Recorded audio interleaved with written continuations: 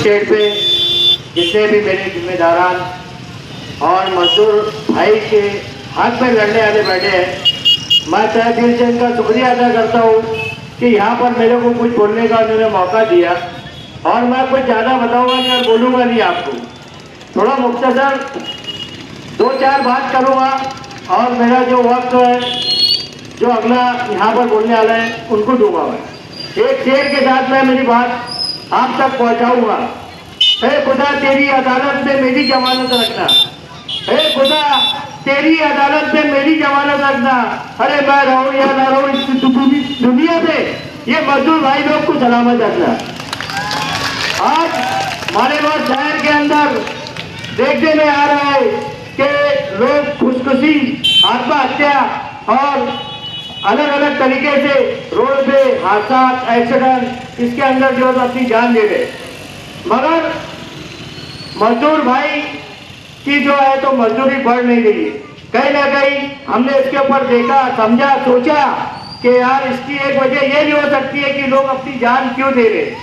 लोगों के खर्चे बढ़ चुके हैं, लोगों की ख्वाहिश बढ़ चुकी है, लोगों के डिमांड बढ़ चुके हैं, बच्चों के खर्चे बढ़ चुके हैं, मगर मजदूरी नहीं बढ़ रही है। तो मैं मजदूर भाई लोग को इतना ही बोलूँगा, जिस तरीके से आपके खर्चे बढ़ रहे हैं, क्योंकि हर किसी की चाहत रहती है, हर किसी की जो है तो एक कुछ ना कुछ लेने की एक ख्वाहिश रहती है। जैसे हमारे एक मजदूर भाई ने दो दोस्त साथ में रहते हैं, एक दोस्त ने टू व्हीलर लिया तो दूसरा एक मजदूर भाई सोचता है कि यार गाड़ी मेरे पास भी आ जाए। मगर क्या होता है, वो गाड़ी लेने के लिए जो है तो उसके पास कैश पेमेंट नहीं रहता है, रोकड़ा पैसा नहीं रहता है, और वो जाके जो है तो किस्त वाली में गाड़ी लेता है। और गाड़ी लेने के बाद में जो है तो उसके ऊपर लोड बढ़ते जाता है, क्योंकि आवक नहीं रहती, कमाई नहीं रहती है, मजदूरी बढ़ती नहीं है उसकी। तो वो मुसीबतों में गिरफ्तार होते जाता है कि यार गाड़ी ले लिया, मोबाइल ले लिया किस्त वाली पे, बजाज कार्ड पे से, और उसके हफ्ते भर के थक गया। फिर आखिरी में उसके पास ये ऑप्शन रहता है, जब देने के लिए सारे रास्ते बंद हो जाते हैं तो वो फिर जाता है अपनी जान देने के रास्ते। तो मैं मजदूरों के हक में यही बोलना चाहूँगा कि मजदूरों की मजदूरी बढ़ना चाहिए, और जो लोग तुम्हारे साथ खड़े हैं खाने से खाना लगाकर उनका साथ तुम्हें देना चाहिए। अक्सर हमारे मालेगांव शहर में देखने में आया है कि जब भी कोई अगर आवाज उठाता है तो उसको तोड़ी बात का नाम देते हैं, उसको बोलते हैं कि यार वो जाके हत्याम तोड़ी कर रहा, हत्याम तोड़ी कर रहा, सामान जमोनी बाबा तोड़ी कर रहे। अबे भैया ऐसी अगर हो जाए तो वो सब तुम्हारे पीछे दिमाग लगाना छोड़ देंगे, जाके लोगों से तोड़े करेंगे। तो ऐसी कोई बात नहीं है मेरे भाई, ऐसे लोग का साथ दो, क्योंकि लोग इसलिए बोलते हैं कि यार ये तोड़ी कर रहा, क्योंकि वो तुम्हारी आवाज को हुकूमत तक पहुंचा रहा। इतनी बात कहेंगे मैं मेरी जगह लेता हूँ भाई। अस्सलाम वालेकुम रहमतुल्लाहि व बरकातहू।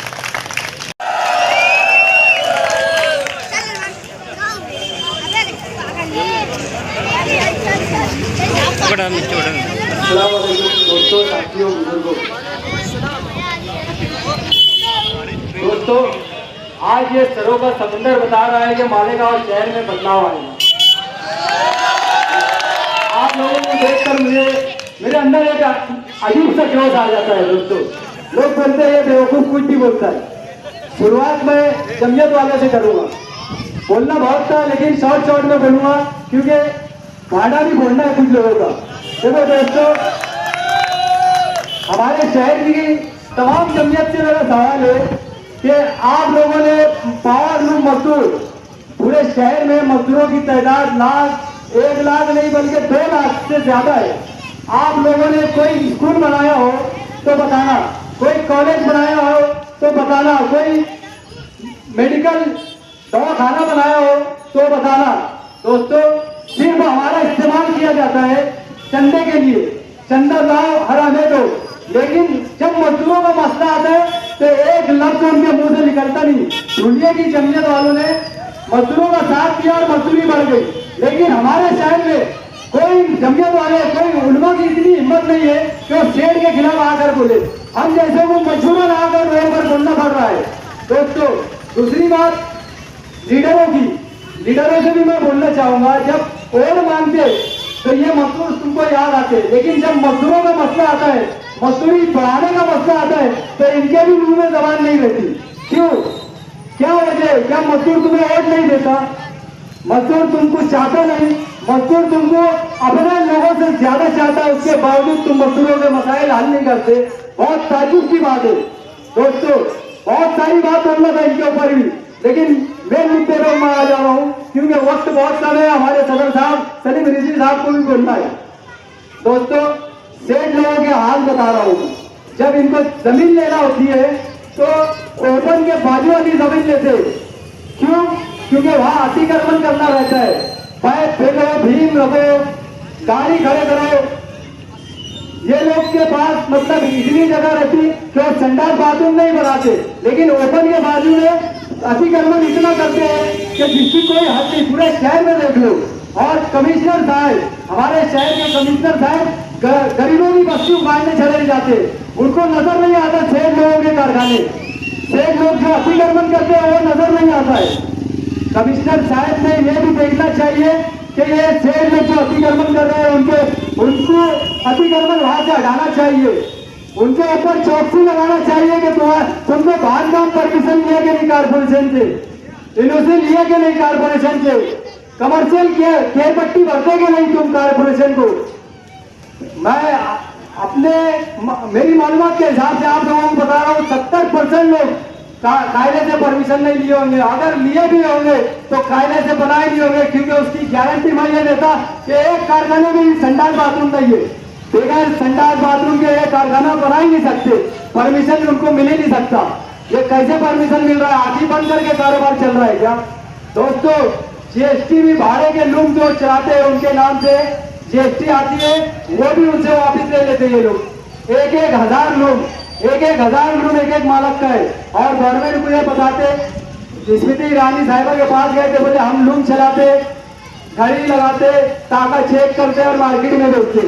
अबे भैया, एक दिन भी तुमने लूम चलाया होगा, इतने लूम है कि तुमको याद नहीं रहता और हुकूमत को बेवकूफ बना दे और चम्मचों को लगा देते, अल्ताफ चोरी कर लेगा, असलम चोरी कर लेगा। अबे तेरे बाप में हिम्मत है, तू आगे बोल देगा रोड पे, हिम्मत है, हिम्मत पता रहेगा रोड पे आगे बोलने वाला नहीं करता है उसको।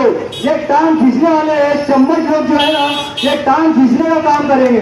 जो हमारे खिलाफ होगा समझ लेना कि वो चम्मच है, क्योंकि चम्मचों को सेठ लगा देते हैं और कुछ लीडर लगाएंगे। जो लीडर है तो पसंद नहीं है सेठ लोगों के खिलाफ बोलना। दोस्तों, मैं आप लोगों को यह भी बोलना चाहता हूँ कि जब मजदूर हिम्मत करेगा तो इंशाअल्लाह मजदूरी हर हाल में बढ़ेगी। ये आप लोगों ने यहाँ पर आकर ये साबित कर दिया कि हम हर हाल में मजदूरी बढ़ा कर रहेंगे। दोस्तों, आप लोग मेरे साथ आएंगे, हाथ उठा के जवाब दो। जब मैं कभी फिर आवाज दूंगा तो क्या आप लोग मेरा साथ देंगे? दोस्तों, इसके बाद हम लोग अगला जलसा बयाना या रमजानपुरा में लेंगे। उसकी ये तारीख हम दिन और तारीख आगे आप लोगों को बताएंगे, लेकिन हिम्मत आप लोगों को करना होगी। देखो, कोई सेठ धमकी देता है, मार ठोक करता है, तो आप लोग आगे आए, बिंदास पुलिस स्टेशन में कंप्लेन करें, लेबर ऑफिस में कंप्लेन करें, हम तुम्हारा साथ देने के लिए तैयार है। लेकिन आप लोगों को हिम्मत करना पड़ेगा। आप लोग नहीं आते, इसका फायदा ये लोग उठाते। मैं 30 नंबर वाले के ताल्लुक से भी बोलना चाहूंगा। 30 नंबर वाला ये लोग उनके फायदे के लिए लाते हैं और मजदूर परेशान रहता है, काम बैठता नहीं है। 350, 400, 500 काम होता है, बेचारा थक हार के घर जाता है, खाना खाता है, सो जाता है। अगर हफ्ते भर में 15 दिन में एक पत्नी दे दिया तो बोलते हैं तू बहुत पत्नी दे रहा है, काम देखिए। अगर किसी ने इस तरीके की हरकत किया और आप लोग काम पे से हटाया तो दोस्तों आप लोग हमारे पास आओ, ऐसा अटकाएंगे ना कि उनकी नानी याद आएगी। किसी से डरने की जरूरत नहीं है, लेकिन हिम्मत करके आप लोग साथ आए। दोस्तों, और आखिरी में बहुत वक्त कम है, इसलिए आखिरी में आप लोगों से सिर्फ इतना कहूंगा, वक्त कम है दोस्तों। बोलना तो बहुत ज्यादा था, एक एक मालक का कितना लोग है, एक हफ्ते में पेमेंट 8 से 10 लाख बांटे, सब मुझे मालूम है और तमाम लीडरों को भी मालूम है, लेकिन उनमें इतनी हिम्मत नहीं है। लेकिन अल्ताफ में हिम्मत है, अल्ताफ बोलेगा और अल्ताफ किसी के बाप से भी नहीं डरेगा। आप लोग मेरी ताकत समझिए, आप लोग मेरा साथ है, इंशाअल्लाह हर हाल में मैं मजदूरी बढ़ा के रहूंगा, चाहे मरना पड़े मरूंगा, लेकिन आप लोगों की मजदूरी बढ़ाने के वास्ते लड़ता रहूंगा। लेकिन दोस्तों हिम्मत हार के आप लोग घबराए पीछे भाग गए तो मेरी भी हिम्मत टूट जाएगी, हमारे साथ में जितने हमारे साथी हैं उनकी हिम्मत टूट जाएगी। हमें किसी ना किसी सियासी पार्टी का सहारा लेना पड़ेगा, तब जाके हमारी बात ऊपर तक पहुंचेगी। दोस्तों हम कोशिश कर रहे हैं शरद पवार साहब से मुलाकात करने की, भी वहां पर भी जाके हम हमारी बात रखेंगे, लेकिन आप लोग हमारा साथ दें, मजदूरी हर हाल में हम बढ़ाएंगे। जय हिंद, अस्सलाम वालेकुम। साथी दोस्त, हमारे बुजुर्ग, हमारे भाई, हमारे बच्चे और स्टेज पर बैठे हुए खास तौर से अल्ताफ शेख साहब, असलम अंसारी साहब, साबान तंबोली, आमीन भाई, शेख मोहम्मद, गफूर भाई, रफीक भाई, आरिफ भाई, मोहम्मद आमीन और रईस शेख साहब और तमाम ही लोगों जिनका नाम रह गया उनसे माजरत। मैं अपनी बात 2 हिस्सों में आपसे करना चाहता हूँ। पहला हिस्सा ये यहाँ से शुरू होता है कि अपनी बात 2 लाइन से शुरू करता हूँ कि तूने किसी मजदूर का रोना नहीं देखा, कि तूने किसी मजदूर का रोना नहीं देखा, उसके अश्कों में कई ताजमहल डूब गए। दोस्तों और साथियों, हम इख्तलाफात की बात नहीं करना चाहते। हम चाहते हैं कि हमारे जो भाई हैं, जो मालेगांव शहर की बुनियाद है, वो मजदूर पावर लूम है और पावर लूम को चलाने वाले मजदूर भाई, जिस वक्त मैं छोटा था उस वक्त 2 लूम और 1 लूम का कारोबार रहा करता था। 1 लूम चलाया जाता था रंगीन का, उसके बाद 2 लूम हुआ। आज की हालत यह है कि 20 लूम तक के चलाना पड़ता है। काम बढ़ जाता है, मजदूरी नहीं बढ़ती। 14 था 16 कर दिए।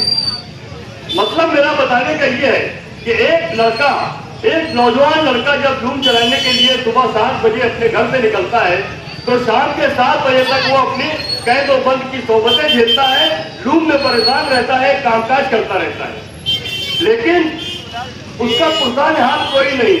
और वो नौजवान बच्चा 30-40 साल का होने तक मुख्तलिफ बीमारियों में मुब्तला हो जाता है, कर्जों में मुब्तला हो जाता है। उनकी बहन बेटी, घर के अखराजात, शादी ब्याह, इन तमाम चीजों को करने के लिए कर्ज लेना पड़ता है। और यही वजह है कि मालेगांव शहर में खुदकुशी के वाकयात बढ़े। ऐसा न हो, इसके लिए हम लोग चाहते हैं कि जो कारखानादार है उसमें 2 किस्म के कारखानादार है। एक मास्टर व्यूअर हुआ करता है और एक किराए की भीम यानी भाड़े की भीम चलाने वाला होता है। लेकिन मजदूर एक ही होता है, कारखानेदार कोई भी हो, मजदूर एक ही है, क्योंकि उसको ही मेहनत करना है। वही मेहनत करेगा तो उसका घर चलेगा, लेकिन आपका कारखाना चलेगा, आपका कारोबार चलेगा, आपका शौक, आपके अखराजात, आपके हज उम्रा और दीगर जरूरियात आपकी पूरी होगी। इसके लिए जरूरी है कि आप अपने भाइयों को साथ लेकर बैठिए, उनकी तकालीफ को देखिए, समझिए और उनका साथ दीजिए। और जरूरत पड़े कि हमें मजदूरी बढ़ाना पड़ रही है तो उनकी मजदूरी बढ़ाइए, उनके लूम मत बढ़ाइए। ये मैं गुजारिश करने के लिए यहाँ पर खड़ा हुआ था। साथ ही मैं जो बोलना चाहता हूँ कि अल्ताफ शेख साहब, असलम अंसारी और उनके रफ्तार इनके जो ग्रुप के जो लोग हैं, इन्होंने जो काम शुरू किया है, इस काम के ताल्लुक से जब इन लोगों ने मुझसे मुलाकात की, मुझसे बात की, तो उन्होंने मुझे बताया कि ये ऐसा मामला है। तो मैंने कहा कि मेरी जिंदगी की शुरुआत, सियासी शुरुआत साथी निहाल अहमद साहब के साथ हुई है। मजदूर लीडर, मजदूर तहरीक और मजदूरों के लिए काम करना हमारा शौक रहा है, हमारा मशगला रहा है। मैं जरूर आपके साथ रहूंगा। आज मौजूदा तौर पर मैं मालेगांव शहर राष्ट्रवादी कांग्रेस पार्टी का सदर हूँ। मैं चाहूंगा कि जनाब अल्ताफ शेख साहब और उनके जो ग्रुप के लोग हैं, इनको ले जाकर शरद पवार साहब के सामने बिठाऊं और आपके मालेगांव शहर के मसाइल को उन तक पहुंचाऊं और उनसे रहनुमाई लेकर आपके मसाइल को हल करने के लिए मालेगांव शहर में एक बात शुरू की जाए, एक तहरीक शुरू की जाए। पहली है ये बारिश तो हम लोग कर हमसे क्या हमारा क्या बिगाड़ेगी। हम तो पहले ही दुनिया भर की तकलीफ उठाकर यहाँ तक चलते हैं और रोजाना 12 घंटा ड्यूटी करते हैं। ये बारिश का हमको क्या होने वाला है। दूसरी बात यह है कि मालेगांव शहर की जो सियासत है वो सियासत सिर्फ अभी जैसे दिनेश ठाकरे साहब ने कहा कि वक्त के बात है तो मालेगांव शहर में सियासत, मालेगांव शहर की जो सियासत है वो सिर्फ मजहबी तौर पर है। एक लोग इस्लाम पार्टी ले आए, एक MIA all India women conference ले आए। तो मैं चाहूंगा कि मालेगांव शहर की सियासत मजदूरों के ताल्लुक से बात करे, मजदूरों के लिए आवाज उठाए, मजदूरों के साथ चले। यही बात लेकर मैं आप तक आया था और मैं बहुत सारी और बातें मैं करना चाहता था, लेकिन अब बारिश की वजह से अगर कुछ लोग खड़े होते हैं तो मुझे बेचैनी होती है, पीछे भी बेचैनी होती है। वो वक्त मैं बोलूं तो मैं अपनी बात ये करना चाहता था कि मालेगांव शहर में हमें जन्म दाखिले की जो सियासत है, किला झोपड़पट्टी की सियासत है, 178 की झोपड़पट्टी उखड़ने की सियासत है, एक दूसरे पर इल्जाम लगाने की जो बात है, एक दूसरे को रुसवा करने की, एक दूसरे के वीडियो कॉल वायरल करने की जो बात है, ये तमाम ऐसी बातें हैं जिसका ताल्लुक हमारे पेट से नहीं है, हमारे पेट से हमारे घर से नहीं है। तो मालेगांव शहर के जो सियासी लोग हैं, मालेगांव शहर राष्ट्रवादी कांग्रेस पार्टी आज इस बात का ऐलान करती है कि हम हर वार्ड में हर जगह अपना नुमाइंदा खड़ा करेंगे और आप तक आपकी बातें आपके तक पहुंचाएंगे और आपका कायम रखेंगे। इसके लिए हम कोशिश करेंगे। इतना ही बोलते हुए मैं अपनी बात खत्म करता हूँ। जय हिंद, अल्लाह हाफिज़। लोक सेवा बोलना कुछ लोगों को तो रास्ते का डर ही मार देता है। दोस्तों, हमारी ज्यादा बड़ी डिमांड नहीं है जगहों से, मजदूरी कुछ पैसा बढ़ा दे, बस हमारा यही बोलने का मकसद है कि कुछ पैसा मजदूरी बढ़ा दो और जो बुनियादी सहूलतें ये सरकार बाथरूम है और मटका है पानी का, ये कर दो आप लोग। इतनी बड़ी मतलब डिमांड नहीं है। और दोस्तों, हमारी कुछ डिमांड सरकार से भी है, जिसके लिए हम लोगों को एक मेंबरशिप बनाना पड़ेगी, एक यूनियन के साथ जुड़ना पड़ेगा, जब जाकर हमारी जो डिमांड है वो पूरी होगी। तो मैं आप लोगों से कहना चाहूँगा कि जलसा होने के बाद कुछ दिन बाद हम आप लोगों से मुलाकात करेंगे और हम आप लोगों को हमारा मेंबर बनाएंगे। मेंबर बनाने के बाद हमारी जो आवाज़ है वो सरकार तक पहुँचाएंगे। बस मैं इतना ही कहना चाहता हूँ। अस्सलाम वालेकुम, जय हिंद। आज के मजदूर यूनियन जाने से जैसे यहाँ से सदर मोहतरम और हमारे दोस्त दिनेश ठाकरे और मजदूर यूनियन के तमाम अहदेदारान, मैं आप लोगों का ज़्यादा वक्त तो नहीं दूंगा। मैं आज सुबह से या एक महीना पहले से अगर मैं बोलूं सच बात, तो जिस तरीके से ये मजदूर यूनियन के लोग व्हाट्सएप चला रहे थे, व्हाट्सएप के ऊपर बातमी दे रहे थे, खबर दे रहे थे कि 11 जून को जलसा आम होगा मजदूरों के हक में।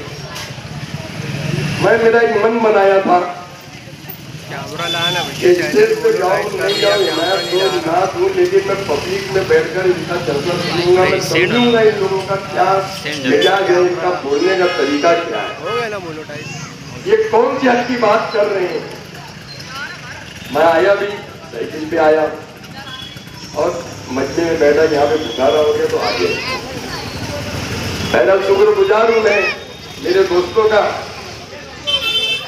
मैं मेरा वाकया 2 मिनटों में आप लोगों का दूंगा, 2 मिनटों में मैं आपको समझाने की बात करूंगा। हमने मालेगांव शहर में मैंने खुद मालेगांव शहर 1981, 82, 83, 84, 85, 86 इस शहर में मैंने मालेगांव टेलरिंग कामगार यूनियन की स्थापना की, उसको रजिस्टर करवाए बंबई से, और मालेगांव शहर में हमने तहरीक चालू करी सिर्फ 25 नए पैसे की, कि शर्ट के पीछे 25 पैसा बढ़ना चाहिए और पैंट के पीछे भी 25 नया पैसा बढ़ना चाहिए। हमने ये तहरीक चलाई शहर में, और तहरीक ऐसी थी कि बंबई से कामगार नायब कमिश्नर वो मालेगांव शहर आए। हमने पूरा 1 महीना मालेगांव शहर में स्ट्राइक कर दी, हड़ताल की, और हड़ताल कर जाने के बाद उस वक्त लेबर ऑफिस जो हुआ करती थी वो मोहन टाकिस के पीछे रहती थी। वहां पे मोहन टाकिस का बांधकाम जो मैदान है वहां पर बैठकर मीटिंग हुई। बंबई और नासिक के जो अधिकारी आए, हमारी बात सुने। उस टाइम पे नगर मालेगांव म्युनिसिपल काउंसिल हुआ करती थी, उसके अंदर अंजू बुआड़े करती, ये स्टार टेलर मोहम्मद गुफरान, ये दुकानदारों का प्रतिनिधि, और हम लोग यूनियन की तरफ से प्रतिनिधि बैठ के फैसला। हमने जब कविता साहब के दिमाग में बात उतारी कि हमको शर्ट की जो मजदूरी और पैंट की मजदूरी जो मिलती है वो 2.25 रुपया मिलती है, हम ये चाहेंगे कि 2 रुपया शर्ट की मजदूरी मिलना। हम ये चाहेंगे कि 3 रुपया अगर पैंट की मजदूरी मिलती है तो हमको 3.25 रुपया पैंट की मजदूरी मिलना। अल्लाह ने हमारी बात रखी, कमिश्नर ने वो बात सुनी, और अल्लाह की हिदायत से हम उसके अंदर कामयाब थे। और उस तहरीक में बहुत सारी दुकानों में टुकड़ा हुआ ताला लग गया। बहुत दुकानों का नाम नहीं बताऊंगा, लेकिन ये शहर की तारीख रही। उसके बाद में मैंने रफी अहमद किदवाई आकर यूनियन बनाया। मेरे पास में से इन बहुत सारी यूनियन है जिसका मैं तजुर्बा भी रखता हूँ। आज मुझे खुशी इस बात की है कि हमारे पवन लूम मजदूरों के ताल्लुक से जो आपने जलसा यहाँ पे रखा, और मुझ जैसे इंसान को आपने इज्जत दी, मैं आपका शुक्रगुजार हूँ। और ये चाहूंगा मालेगांव शहर के मजदूरों से, बाजू में मालदा हमारे इधर ध्यान सिवारे आगे जाएंगे चंदनपुरी है, इस देहातों से भी ये मत समझिए आप कि यहाँ मालदा है तो शहर में आ गया। जब इलेक्शन आता है तो हमारे सामने दयाना और आपके ये उल्टे हाथ के ऊपर मालदा सिवारे ये ग्रामीण कामदार चुन के जाता है। मुझे बताओ क्या ग्रामीण कामदार या मालेगांव कामदार मजदूरों के ताल्लुक से कोई बात उठाई है?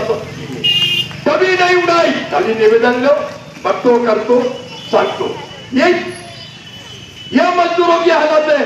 आप खुद उठो, कोई लीडरशिप नहीं, हम लीडरशिप हम खुद करेंगे हमारा। और हमारी मांग ये जो भी है जायज मांग वो गवर्नमेंट से और यहाँ के धंधा करने वाले लूम के जो धंधा करते हैं उनसे हम मनवाने की कोशिश करेंगे। लेकिन इस कोशिश पे ईमानदारी जरूरी है और अपना पुख्ता इरादा इसके अंदर जरूरी है। जय हिंद, अल्लाह। हाजिर किराम, मामला यही होता है कि जब जलसा शबाब पर आता है तो हमारे पास वक्त नहीं है। ये मजबूरियाँ हुआ करती हैं। मैंने बहुत बड़ी नजर कही है, मगर सिर्फ 5 शेर पढ़ूँ। 1 मिनट का 1 शेर, 5 मिनटों का 5 शेर, है ना। अब 5 शेर में मेरे शेरों आपको थोड़ा सा माहौल बनाना। आपको मालूम है ना मैं कैसे पढ़ता हूँ और आप कैसे सुनेंगे, है ना। 2 लाख से ज़्यादा मजदूर हैं यहाँ मालेगांव में, है ना। तो ये पूरी रोड भर जाना चाहिए। ये हमारा ही मसला है, तो हमको आना चाहिए। अगर दोबारा ये जलसा हो तो मैं दरखास्त करता हूँ कि तमाम लोग यहाँ पर, मैं मसला पेश करता हूँ समाज में। मजदूर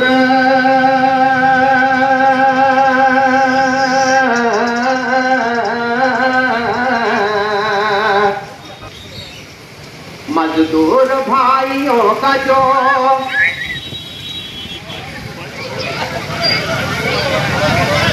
अच्छा, ये आप लोगों से कह रहे थे कि तूफान गाओ तो हजरत से तूफान उठाए। बहुत बड़ी बात है, ताली बजाएगी।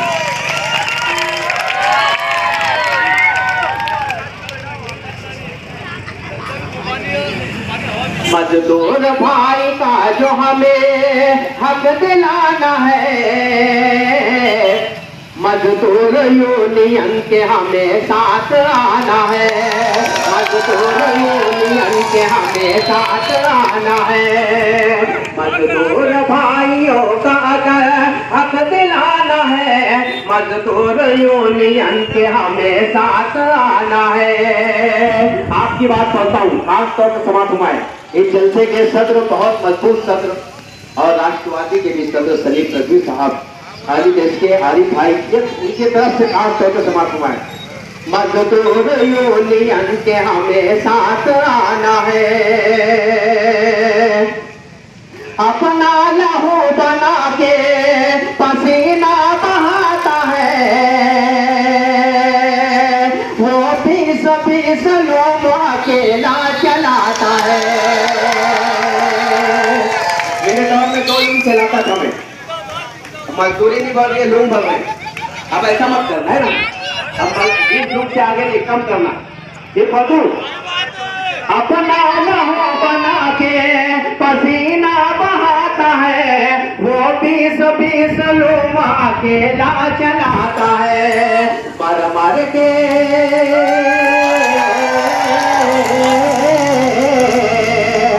मर मर के जीने से उसे हमको बचाना है, मजदूर यूनियन के हमें साथ आना है।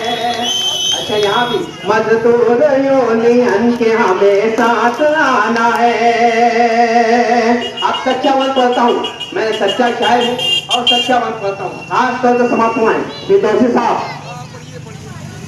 ये सेठ है अधूरा ये मजदूरों के बगैर, ये सेठ भी अधूरा है मजदूरों के बगैर, मजदूर कुछ नहीं है ये सेठों के भी बगैर, मजदूर कुछ नहीं है ये सेठों के भी बगैर। ताना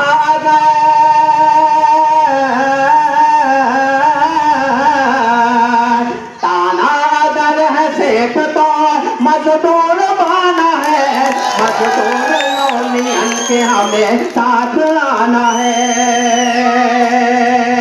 और ये बात खास तौर से बताऊं, हम लोग भाई भाई हैं, मजदूर हो या सेठ, मगर थोड़ी सी लालच और रंजिश और इसकी वजह से थोड़ा सा माहौल बिगड़ा और अल्ताफ भाई जैसे लोगों को आगे आना पड़ा। सबकी आवाज है अल्ताफ भाई, ताली बजाए मतलब अल्ताफ भाई के लिए। ये मजदूर यूनियन का के हमें साथ आना है, मजदूरी कायदे से पढ़ाते थे जो भाई, ये एहतजाज करने की नौबत नहीं आती। और शुक्रिया। मजदूरी कायदे से पढ़ाते थे जो भाई, ये एहतजाज करने की नौबत नहीं आती। इतनी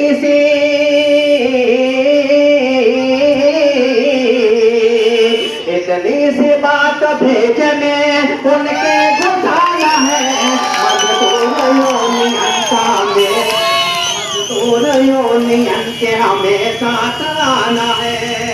3 मिनट हो गया और 2 शेर बचा है, 2 मिनट में पढ़ता हूँ। अगर मैं पढ़ता रहूँ तो इंशाअल्लाह चलिए भाई बहुत जी बहुत शुक्रिया। मजदूर यूनियन के हमें साथ आना है। कुछ देर की बात करना है, कुछ से टाइम के कुछ से टाइम पकड़ने लगे हैं नजरअंदाज, मजदूर इसलिए तो उठाने लगे आवाज, कुछ से टाइम को करने लगे हैं नजरअंदाज, मजदूर इसलिए तो उठाने लगे आवाज। मिल बैठ के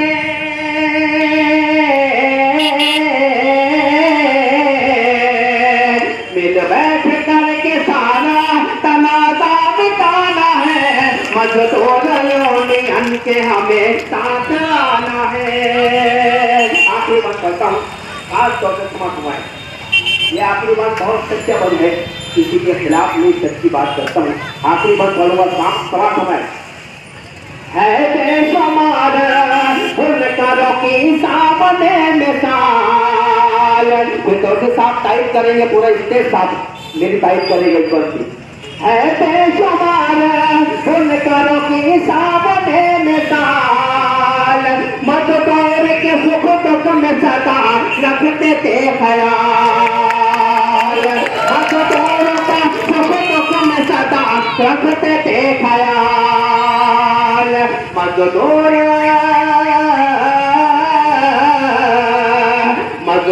और सेठ का रिश्ता पुराना है। मजदूरों के हमें साथ आना है। मक्के का बंद पौधे अपनी जगह जगह मेरी भाई ने कहा जगह तो मुझे इंशाअल्लाह करेंगे। आखिरी बंद पौधा उसमें के मजदूर इतने कम है बेबस हो मजदूर।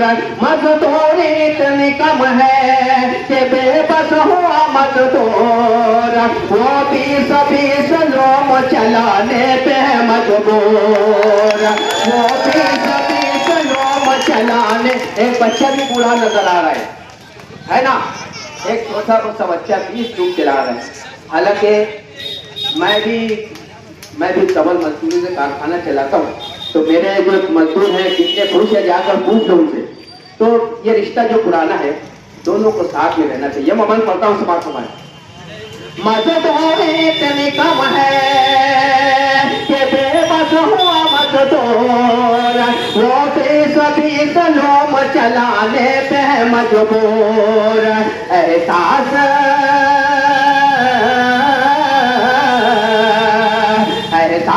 भाइयों को हमें हक दिलाना है। मजदूर यूनियन के हमें साथ आना है। मजदूर यूनियन के हमें साथ आना है। 2 लाख से ज्यादा मजदूर है। अगले जलसे में इंशाअल्लाह मैं उम्मीद करता हूँ कि कम से कम 1 लाख लोग यहाँ पर आएंगे। टाइप करते हैं। बहुत शुक्रिया। मराठी लेकिन मेरे जज्बात आपके साथ में, वो मेरी जबान थोड़ी सी कमजोर हो सकती है, लेकिन मेरी बात शायद आप तक पहुंच जाए। आज के मजदूर के हक में जो कार्यक्रम असलम भाई, अल्ताफ भाई, शाबान भाई इन्होंने रखा है, ये बहुत बड़ी शुरुआत मालेगांव में होने जाने वाली है। हम मालेगांव को जिस तरह से देखते हैं, आज के बाद में मालेगांव को अलग एंगल से देखना चाहूंगा। मालेगांव में मुझे लगता था कि मालेगांव की इस तरह की मसला है, रोहिंग्या, यही है। इसके बावजूद कोई मसला है नहीं। लेकिन आज जो आपने यहाँ पे जो भीड़ इकट्ठा करके ये जो मीटिंग यहाँ पे लगाई है, ये इस बात की गवाही दे रही है कि पेट का कोई धर्म नहीं होता। और मजदूरी जो है इस देश की, इस आवाम की, इस जग की, ये दुनिया की सबसे बड़ी मसाइल है। इसलिए भगत सिंह ये कहते थे कि जो सरकार अपने बुनियादी हकों से वंचित रखता है, वो सरकार को तबाह कर दो या निकाल दो। तो अपनी यहाँ पे जवाबदारी अपनी है कि जिस मजदूर की अपन बात कर रहे हैं, वो मजदूर के लिए मालेगांव में आने वाले वक्त में मजदूर की मजदूरी, इसके ऊपर चुनाव होने चाहिए। और ये आपने तय किया तो 100% आपके मसले के ऊपर चुनाव होने वाले। आपके दरवाजे पे जो ही आवाम, जो ही पार्टी आए, जो ही सियासत आए, उनको खाली यही बोलने का कि हमारी मजदूरी का बोलो, तुम्हारा तुम्हारे पास रखो। हमारा एजेंडा हमारी मजदूरी का है। हमारे मजदूरी पे जो बोलेगा हम उसके साथ में खड़े रहने वाले। ये यदि आप जोर शोर से बोलेंगे तो मुझे नहीं लगता कि कोई पार्टी की आपको जरूरत पड़ेगी। आपके एजेंडे पे ये पार्टियां काम करेगी और मालेगांव की इतिहास में मालेगांव की तारीख बदली जा सकती है। इसलिए मैं कुछ ज्यादा बोलूंगा नहीं, लेकिन आने वाले कल में, आने वाले वक्त में मैं आपके साथ कंधे में कंधा मिला के खड़ा रहूंगा। और साहब की जो पार्टी है, मुझे फख्र है कि दिल्ली के कुछ इमामों ने उन्हें फख्र वतन का खिताब दिया था। सच्चर कमेटी ने यह कहा था कि देश में कोई किसी मुख्यमंत्री ने, किसी चीफ मिनिस्टर ने मुस्लिमों के साथ अच्छा काम किया है तो शरद पवार साहब की सरकार ने किया। इसलिए पार्टी के तरफ से भी मैं उनको आपको आश्वासित करता हूं कि आपकी आने वाले दिन में जो भी मसलाएं होगी तो हम सब पार्टी आपके साथ में खड़े हैं। ये बात कह के मैं अपनी बात यही पे खत्म करता हूँ। अल्लाह।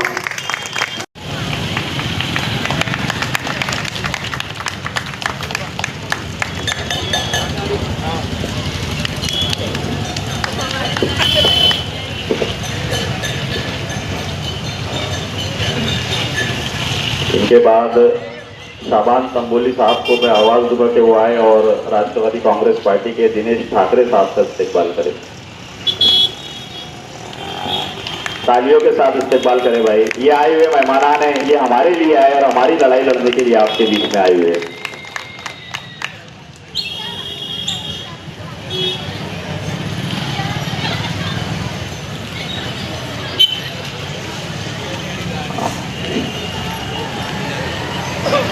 आमिर भाई को आवाज दूंगा कि वो फारूक फिरदौसी साहब का इस्तेकबाल करे। तालियों के साथ इस्तेकबाल करे भाई।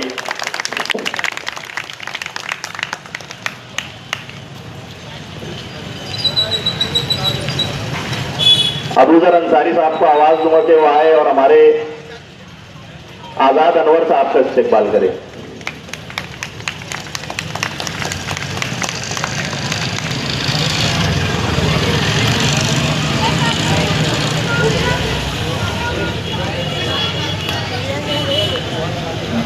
शोएब भाई को आवाज दूंगा कि वो गफूर भाई का इस्तेकबाल करे।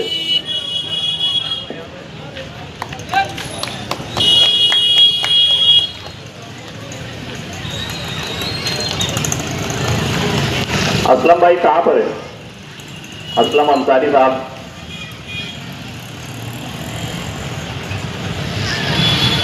को आवाज दूंगा कि वो आए और मौलाना मुजद्दिदी का इस्तेकबाल करे।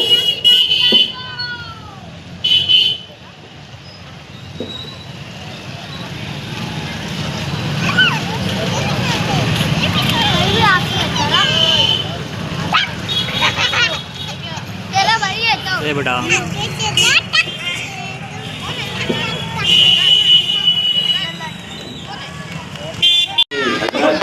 तमाम लोगों का मशहूर हूँ कि आज मुझे अपने दिल की बात और मजदूरों के जो मसाइल है उस पर कहने का मौका दिया गया। मैं तमाम ही लोगों का बहुत मशहूर हूँ।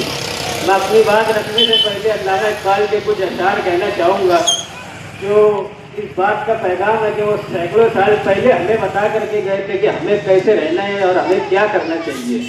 अल्लामा इकबाल का शेर ये था कि उठो मेरी कौम के गरीबों को जगा दो, उठो मेरी कौम के गरीबों को जगा दो, काहे उम्रा की तरह दीवार हिला दो, गरमाओ गुलामों का लहू सोच यकीन से, कुछ सब बरो माया को शाहीन से लड़ा दो, मैं नाखुश वो बेजार हूँ मरमर की किलो से, मेरे लिए मिट्टी का हरम और बना दो, और जिस खेत से दहका को मयसर न हो रोटी उस खेत के हर खोचा वो गंदुम को जला दे।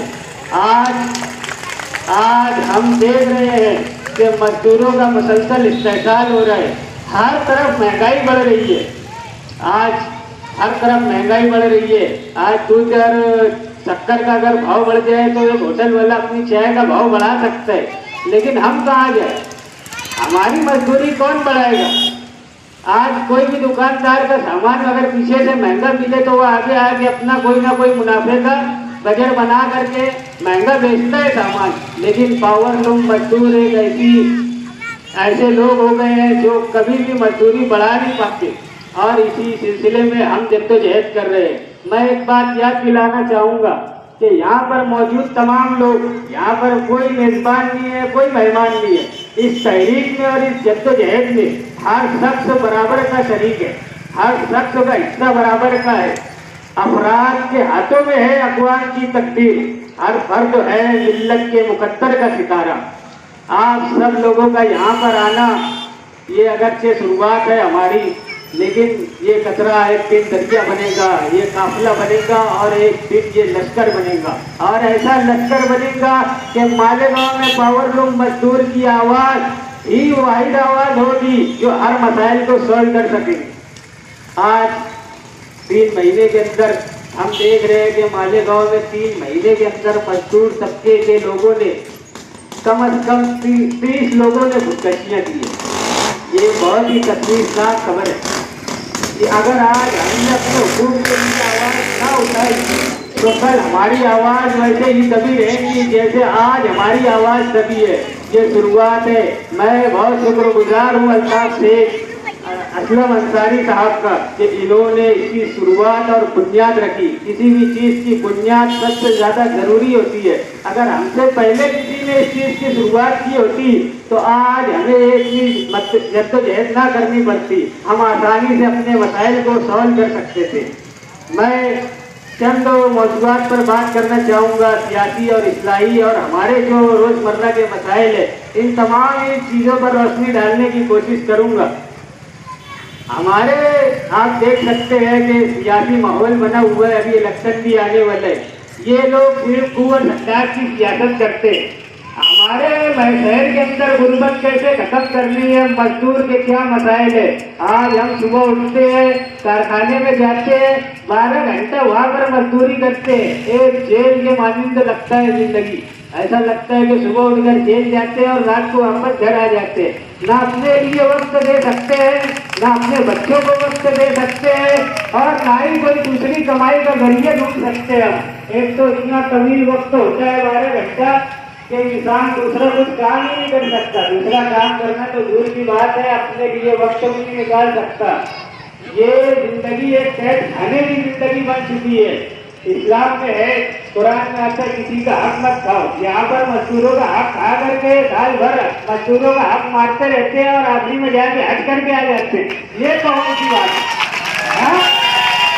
साल भर मजदूरों का आग्रह इनसे दे नहीं जाती, मजदूरी इनसे दे नहीं जाती, और हर साल हट का भंग भर देते हैं ये लोग। और इसके अलावा हर चीज में यही है, इसलिए कुरान में आता है कि मजदूर किसी कमजोर और मजदूर का हक ना खाओ।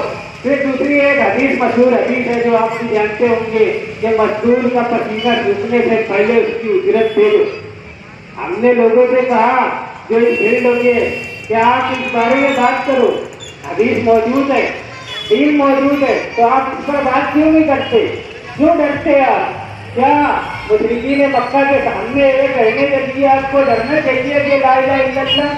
हमने कहा कि मजदूरों को इनका हक मिलना चाहिए, आप इसके बारे में आवाज उठाए तो बोलते कैसे? क्या हदीस मौजूद नहीं है? आज आप बरतानिया में जाए, अमेरिका में जाए, आपको वहाँ दिन के हिसाब से नहीं, घंटे के हिसाब से आपको तनख्वाह दी जाती है, जो इस हदीस के मुताबिक है कि मजदूर का पसीना सूखने से पहले उसकी उजरत दे दो। आज मालेगांव शहर में महाराष्ट्र के 3 शहरों का नाम बताना चाहूँगा मैं, दुलिया, इचलकरंजी और मालेगांव, भिवंडी। आप अगर इन शहरों की मजदूरी का मुआवजा करें तो मालेगांव वो शहर है जहाँ पर सबसे कम मजदूरी है, और कोई हमारे बारे में बोलने के लिए तैयार नहीं है। अगर हम भी खामोश हो गए तो कोई हमारे लिए नहीं बोलेगा, हमें बोलना पड़ेगा। अपने हक के लिए बोलो कि जिहाद है ये, अपने हक के लिए बोलो कि इबादत है ये। मजदूरों, मेहनत कशो सुनो, अगर खामोश हो जाओगे तुम तारीख की तारीखियों में गुम हो जाओगे। नाइंसाफी के खिलाफ उठो कि मुजाहिद इस्लाम हो तुम, छोड़ दो डर और खौफ के मुसलमान हो तुम। बेशक खलकल इंसान अल्लमहुल बयान हो तुम।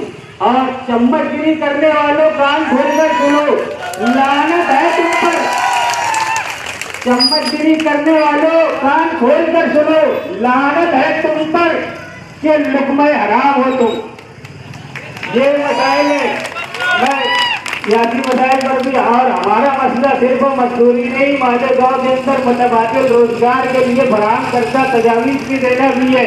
हमारा मसला सिर्फ मजदूरी नहीं, जब तक मुतबादिल रोजगार मालेगांव में आएगा नहीं, ये इस्तेहसाल मुसलसल जारी रहेगा। यहाँ पर भत्ताखोरी और सियासी सरगर्मियों की वजह से लोगों को कारोबार करने नहीं दिया जाता। बाहर से कोई बिजनेसमैन आए तो उससे भत्ताखोरी की जाती है। अगर लोग यहाँ पर सरमायाकारी करेंगे तो मजदूर को मुतबादिल रोजगार मिल सकेगा। आज हम देखते हैं कि हम मालेगांव में क्या कर रहे हैं। 70 साल से हमारे यहाँ कुर्बानी होती है। मालेगांव मुस्लिम मेजोरिटी सिटी है, यहाँ पर हम 70 साल से कुर्बानी करते हैं, जानवर बेचते, एक जानवर की खाल बेचते हैं 50-100 रुपये की। अगर हम उसे वहीं पर मैन्युफैक्चर करके बेचे, मैं बात को तवील नहीं करना चाहता, लेकिन आपको समझाने के लिए मैं मिसाल देना चाहूँगा कि चाइना चीन जैसा मुल्क घर में बनने वाली मसनूआत बेच करके $500 बिलियन कमाता है। ऐसी मसनूआत जो घरों में तैयार होती है, खवातीन बनाती है, बच्चे बनाते हैं और घर में बनाने वाले।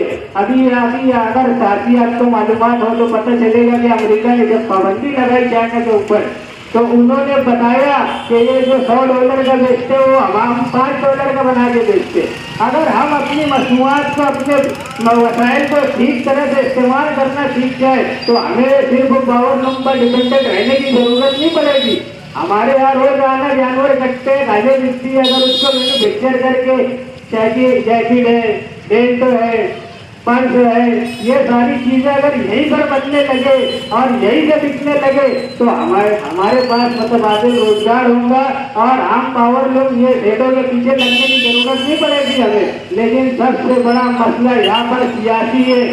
यहाँ के सियासतदान सिर्फ भू और संदास पर सियासत करना चाहते हैं। इनका मकसद लोगों के जहन में डाल देना है कि सियासतदान का काम सिर्फ भू और संदास का काम करवाना ही है और दूसरा कोई काम नहीं होता। किसी भी कौम की तरक्की के लिए उसके लिए विजन चाहिए होता है, उसके लिए मनसूबा बंदी होनी चाहिए। आप नासिक देख ले, नासिक हमारे साथ था कभी, आज वो कहाँ पहुँच गया, हम कहाँ पर। हमें समझने की जरूरत है। तमाम पावर लोग मजदूर को सिर्फ ये नहीं समझना चाहिए कि यार मजदूरी बढ़ जाएंगे हमारा मसला हल हो जाएगा, बल्कि हमें सियासी सोच भी रखना चाहिए। जैसे कि किसान जब भी सियासत होती है वो अपना मुद्दा लेकर के आते हैं। आपने देखा होगा कि सरकार ने किसानों के हजारों करोड़ के कर्जे माफ कर दिए और बेशुमार उनको बढ़ाए देते, लेकिन हम ना सियासी सोच रखते हैं, ना हम अपने मुद्दे पर सियासत करते हैं और ना ही हम इस चीज के लिए जोर लगाते। अगर के हमने अभी शुरुआत की है, लेकिन हमें जरूरत है हर चीज को समझने की। हमारे पास बेशुमार मसाइल है। आज ये जेल वाली जिंदगी जीने के बेहतर है कि हम बोलना सीखे। जब तक हम अपने मसाइल को बोलना समझना नहीं सीखेंगे, कोई हमारे लिए आवाज नहीं उठाएगा। आप ये समझते हैं फलाना सियासतदान हमारी हिमायत करेगा, वो बगैर मफाद की अपनी अपने वो नहीं करेगा हमारे। अगर से आप देख सकते हैं कि मालेगांव की तमाम जमातें जो वोट लेती है लोग हमारी, वो यहाँ मौजूद नहीं है सिवाय राष्ट्रवादी। मैं उनका बहुत मशहूर हूँ राष्ट्रवादी पार्टी के सदर का, कि उन्होंने हमारी एक मजलूम तबके की हिमायत करने का ना, ये सिर्फ सियासत नहीं बल्कि एक बेहतरीन अमल है कि मजदूरों के साथ, महकूमों के साथ, कमजोरों के साथ आवाज मिला करके एक इस्लाही पैगाम दिया जाए, एक इस्लाह लाने की कोशिश की जाए। आज हमारे शहर में जो खुदकशियां हो रही है मजदूरों की, जो इस्तेहसाल हो रहा है मजदूरों का, आज हम स्कूलों में अपने बच्चों को अच्छी तालीम नहीं दे सकते और हमारे सियासतदान कहते हैं कि हम यहाँ कॉलेज बनाएंगे। हमारे पास स्कूलों में एडमिशन कराने के लिए पैसा नहीं है अपने बच्चों को, और ये कहते हैं हम यहाँ कॉलेज बनाएंगे। पहले लोगों को मासी तौर पर मुस्तैद करने की जरूरत है।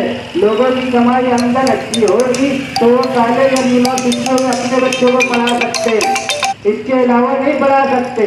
और ये जो कवानीन मौजूद है हमारे शहर के, हमारे संविधान के अंदर पहले से 170 साल पहले ये सारे कवानीन मौजूद है, जिसकी हमें जरूरत है एक कानून है मिनिमम वेजेज एक्ट, इसके मुताबिक जिसकी भिवंडी के अंदर मजदूरी है, जिसकी इफ्तरगंजी के अंदर मजदूरी है। अस्सलाम वालेकुम। फारूक फिरदौसी साहब को भी आवाज दूंगा कि वो स्टेज के ऊपर तशरीफ लाए और इस प्रोग्राम की सदारत जो है राष्ट्रवादी कांग्रेस पार्टी के सदर सलीम रिजवी साहब, इनको फाइनल किया गया। मैं उनसे इजाजत चाहूंगा कि प्रोग्राम को आगे बढ़ाने की इजाजत दे। ठीक है, लो मौलाना मुजद्दिद।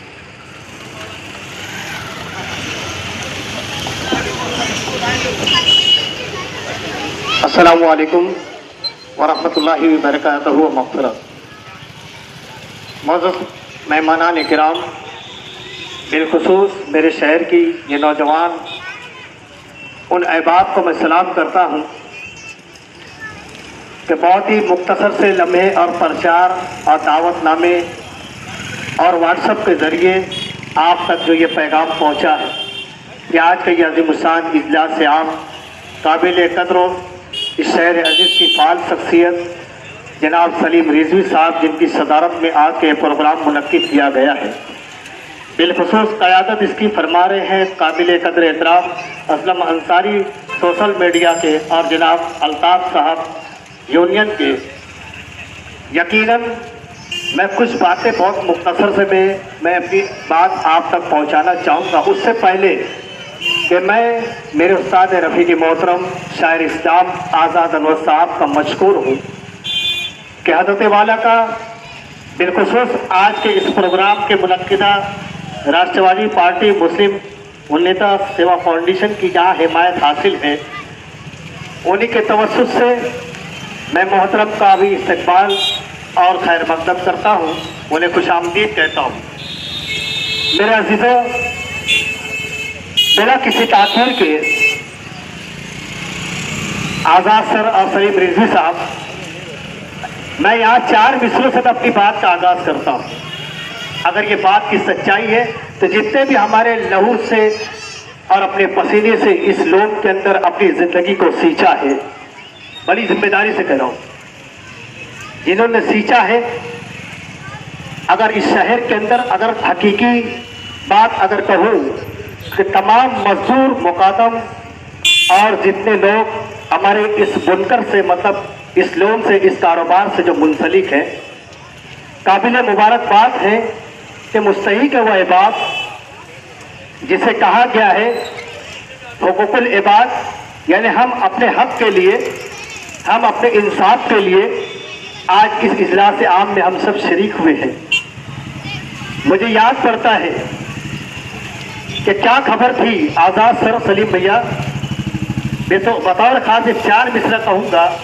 अगर ये 4 मिसरे में सच्चाई होगी तो तमाम जितने बैठे सबकी तालियां चाहूँगा, आपकी दुआएं। अपनी बात भी शुरू रखा हूँ और बहुत मुख्तसर से लम्हे में अपनी बात करके आपसे बीच में रुखसत हो जाऊँगा। क्या खबर थी कि पहले तो वो दिलासा देगा, समझे? क्या खबर थी कि पहले तो वो, क्या खबर थी कि पहले वो दिलासा देगा, 20 मझधार में फिर लाके धोखा देगा, उसकी फितरत में सियासत है तुझे याद रहे, वो बुझाएगा नहीं आपको भड़का देगा। सच्चाई अगर है तो तालियां चाहूंगा कि क्या खबर थी कि वो पहले तो दिलासा देगा, 20 मझधार में फिर लाके धोखा देगा, उसकी फितरत में सियासत है तुझे याद रहे, वो बुझाएगा नहीं आपको भड़का देगा। अब आप मुआज़मा खुद कर ले कि कौन भड़काएगा, कौन हमको इस मंच से लेकर शहर के अंदर हमारा कौन बाइकाट करना चाहता है, कौन इसको खत्म करना चाहता है। खुदाए वादों की जात है जो हमारे साथ शामिल है, मजदूर जो अपने लहू से अपने पसीने से इस लोग इस कारखाने से जुटकर जिस तरीके से वो अपनी हलाल कमाई कमाने वाला, वो कभी उसका जमीर गवारा नहीं करेगा कि अपना जमीर बेचकर वो किसी चीज की हिमायत करे और वो उनकी दलाली करे। अजीजों, क्या आप दलाल है? क्या हाथ उठाओ तुम भाई, अगर हाथ उठेगा तो मालूंगा आप दलाल है, नहीं ना? हाँ भाई, कुछ लोग गलती से उठा दिए, वो दलाल नहीं है, वो हमारे हमदर्द है। इनके लिए भी तालियां बजा दे क्योंकि वो थोड़ी देर के लिए कहीं और थे। सब मुतवज्जो हो जाए भाई, है ना? ये हमारे से बड़े बड़े वो मुकर्रिर, वो खतीब, वो ऐसे जीशान सदावर लोग यहाँ बैठे हैं मैं तिब्ब मकतब की तरह तालिब इल्म हूँ। इस मंच से मैं अगर बात कह रहा हूँ तो फारूक फिरदौसी जैसी शख्सियत भी हमारे इस मंच पर है। हजरत कभी इस्तेकबाल। आइए मैं यहीं से फारूक फिरदौसी साहब एक बात अर्ज कर रहा हूँ कि ये जमीन बंजर समझ के तू हमको ठुकराने की कोशिश मत करना, क्योंकि ये जमीन से वो सब्जादार वो मजदूर निकलते हैं जो चाप चढ़ाकर अपने लहू और पसीने से जब गुफ्तगू करते हैं तो पसीना जब गिरता है तो उसको एहसास होता है कि कितना मीटर यहां पर डोरी गिनी जा रही है। जब उसको एहसास होता है तो उसको पता लगता है कि मैं मेरे सेठ या मेरे जिम्मेदार के इशारे पर रोजी कमा रहा हूं, या मैं अपनी मेहनत कश कमाई को अल्लाह के सुपुर्द तो तवक्कल करके मेहनत कम कर रहा हूं। ये इसका नेमुल बदल उसकी मेहनत का सिला हुआ करता है। वरना नतीजा तो हिंदुस्तान मेरे शहर का यह हाल हो गया है कि झंडा और डंडा जिंदाबाद मुर्दाबाद, सिर्फ मोमेंटम धरना आंदोलन क्या है, ये रस्म रिवायत आप अपनी बंद कर दीजिए। इंसाफ के लिए पट्टी बिछा के खुदा से भीख मांगेंगे और हम हक की लड़ाई लड़ेंगे। हम हक की लड़ाई लड़ेंगे। किसी कहने वालों ने कहा कि चमचागिरी अच्छी नहीं लगती, किसी ने कहा चमचागिरी हमें अच्छी नहीं लगती, ये उनकी आदत है डेग में चम्मच हिलाना, ये उनकी आदत है डेग में चम्मच हिलाना। खत पे दावतनामे पे लिखा 2 नफर की दावत है। क्या लिखा? 2 नफर की दावत है। एंड ग्रुप कर दिया, मतलब ये कि ये दावत 2 नफर की नहीं बल्कि सियासत के नाम पे ये मैं दुकान लगा रहा हूं। माजरत के साथ मैं किसी का नाम नहीं लूंगा। अगर खाना ही खिलाने का जज्बा है तो एहसान सवाब कर ले, बंद कमरे में गरीबों को खाना तो खिला दे। मेरे अजीजों, अगर ये इनके जो खून है, इनकी जो रात दिन की मेहनत है, अगर जाके इनके बच्चों पर, इनके घर के ऐद अयाल पर अगर कोई भी शख्स हो जिम्मेदार अगर उनकी जानकारी अगर लेगा तो उसको यकीन होगा कि आज किस कर्म पोशी के साथ आज मजदूर आज मेहनत करके कैसे कैसे अपने घर का निजाम किस तरीके से संभाल रहा है। बस इलेक्शन की आमद होती है, 5 साल के बाद कबूतर जो है डब्ल्यू के बाहर निकल आते हैं, बाहर आया।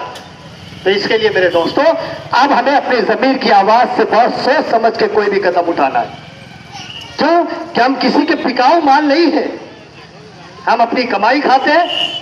किसी से छपने की जरूरत नहीं है, किसी से चढ़ने की जरूरत नहीं है। अगर ये यूनियन ने आपके लिए अगर आवाज उठाई है तो तुम्हारे फर्ज वाहिद की आवाज नहीं है, ये मेरे पूरे शहर की आवाज है। बहुत बहुत शुक्रिया। इसी होश हवास के साथ अपने होश को खोना नहीं, आज बेदार होने की जरूरत है। जरा से भी तुम गफलत में रहोगे फिर हमारा हिस्सा किसी और के दस्तरखान पे जाएगा और वो मजा मारेगा और हम हाथ मसल के रह जाएंगे। तो आप चाहते किसी को मौका देना? बोले ना, मौका देंगे दूसरों को। मौका ऐसे को दे जो तुम्हारे कंधा पेशानी से आखिरी तक तुम्हारे साथ लड़ाई लड़े और तुम्हारे साथ इंसाफ के लिए वो खड़ा रहे। उनकी सफों में सब लोग खड़े रहेंगे। तमाम लोग हाथ उठा के बताएं कि इनके लिए ताईद और हिमायत है। इनके प्रोग्राम में शरीक हुए हर कदम से कदम आपको मिलाना होगा। मैं 4 मिसरे बोलकर मैं अपनी इजाजत चाहूंगा कि जो गफलत की नींदों में सोए हुए हैं, आदा सर, जो गफलत की नींदों में सोए हुए हैं, सदा दे के उनको जगाते रहो, तुम सदा दे के जगाते रहो तुम उनको। अजीजों, यही बेदारी है, यही जिंदा सबूत है। खुदा हाफिज, अस्सलाम वालेकुम। मुजद्दिदी साहब का बहुत बहुत शुक्रिया। पहुंचाता है, अमल आदमी को मर्तबे तक पहुंचाता है। अल्लाह के रसूल की हदीस मुबारक का है, जो आदमी के अंदर अमल नहीं होता वो बेहुदा होता है। जिस आदमी के अंदर अमल होता है वो बाइज्जत होता है, अल्लाह के नजदीक भी और दुनिया वालों के नजदीक भी।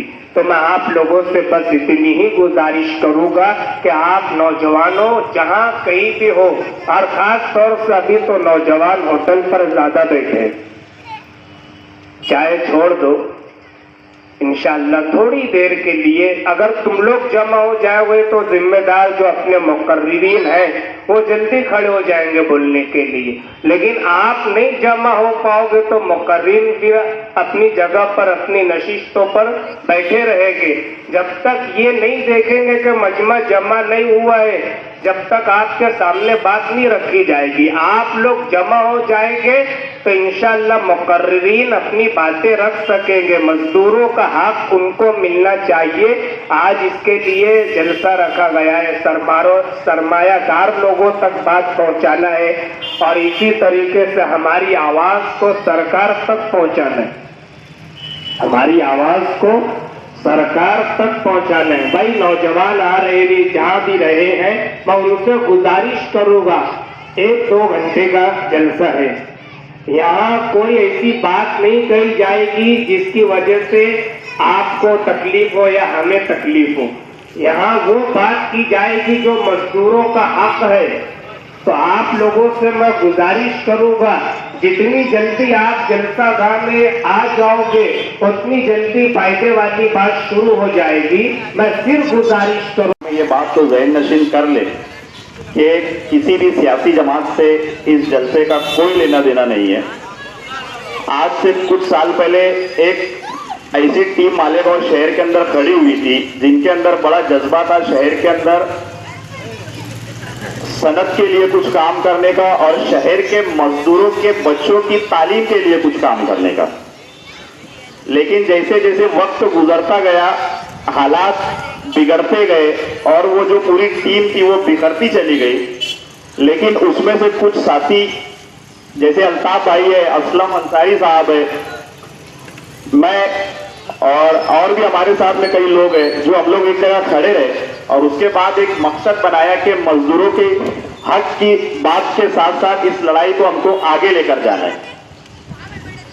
इस प्रोग्राम को राष्ट्रवादी कांग्रेस पार्टी शरद पवार गुट की जानिब से हिमायत मिली है और खालिद इसके अय्या मेंबर, इनकी जो मुस्लिम उन्नति सेवा फाउंडेशन है, इनकी तरफ से भी इस प्रोग्राम को हिमायत मिली है। मैं अगले मुकर्रिर के तौर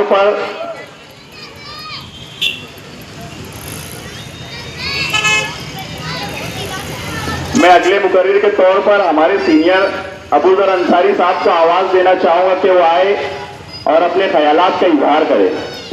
फुटपाथ पर अखबार बिछाकर सो जाते हैं, फुटपाथ पर अखबार बिछाकर मजदूर कभी नींद की गोली नहीं खाते।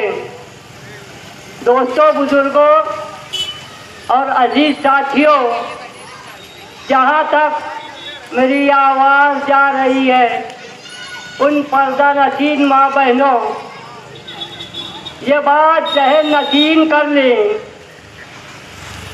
मेरे दोस्त रईस भाई ने ये बात वाज़े कर दी है कि ये जो जलसा हो रहा है आज का, ये कोई सियासी पार्टी का जलसा नहीं है, बल्कि ये मालेगांव शहर की सनत पावर लूम से मुतालिक मजदूरों के ताल्लुक से ली जा रही है। हम लोग काफ़ी महीने से अल्ताफ भाई, असलम भाई, दीगर दोस्तों के साथ हमने इस आवाज़ को बुलंद किया कि शहर में मजदूरों के साथ जो नाइंसाफ़ी होती है और हो रही है उसे किसी हद तक के कुछ हल किया जाए। दोस्तों, बुजुर्गों, मैं खुद एक पावर लूम मजदूर हूँ। अब पावर लूम मजदूर ही एक पावर लूम मजदूर की तकलीफ को समझ सकता है। साथियों,